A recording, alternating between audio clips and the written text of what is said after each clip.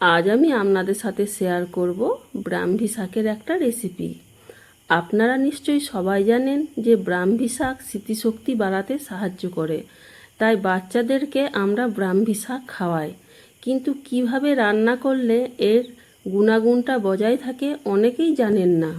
তাই কিভাবে রান্না করলে এই ব্রাহ্মী শাকের গুণাগুণটা বজায় থাকে সেটাই আমি এই ভিডিওতে আপনাদের সাথে শেয়ার করছি। আমি কিছুটা পরিমাণ ব্রাহ্মী শাক নিয়েছি।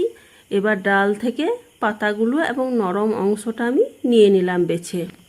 আমি ওভেনে একটা কড়াই বসিয়ে দিলাম, এর মধ্যে হাফ চামচ ঘি দিয়ে দিলাম।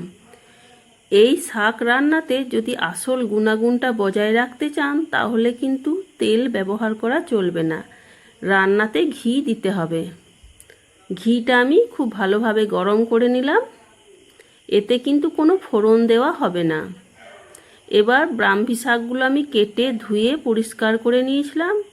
এই কেটে রাখা ব্রাহ্মী শাকটা আমি কড়াইয়ের মধ্যে দিয়ে দিলাম। স্বাদ মতো লবণ দিয়ে দেব।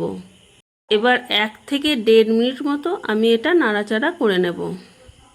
এই শাক রান্নাতে আমি কিন্তু হলুদ, লঙ্কা গুঁড়ো কিচ্ছু ব্যবহার করব না। 1.5 মিনিট মতো নাড়াচাড়া করার পর আমি 3 মিনিটের জন্য একটা ঢাকনা দিয়ে দেব। আমি আবার 3 মিনিট পর ফিরে এলাম। এই শাকের মধ্যেই লবণ দেওয়ার পর জল বেরিয়ে গেছে, তাই কোনো এক্সট্রা জল দেওয়ার দরকার ছিল না। শাকটা সেদ্ধ হয়ে গেছে। এবার একটু নাড়াচাড়া করে ভাজা ভাজা করে নিলাম। এবার এটা আমি একটা নামিয়ে প্লেটের মধ্যে রেখে দিচ্ছি। এবার এটা নামিয়ে আমি গরম ভাতের সাথে সার্ভ করে নেব। তাহলে বন্ধুরা, বাড়িতে যদি বাচ্চা থাকে তাহলে এভাবে তাদেরকে ব্রাহ্মী শাকটা খাওয়াবেন, তাহলে অনেক উপকার আসবে। আমার রান্নার রেসিপিগুলো যদি আপনাদের ভালো লেগে থাকে তাহলে অবশ্যই লাইক, কমেন্ট এবং প্রিয়জনদের সাথে শেয়ার করার অনুরোধ থাকলো।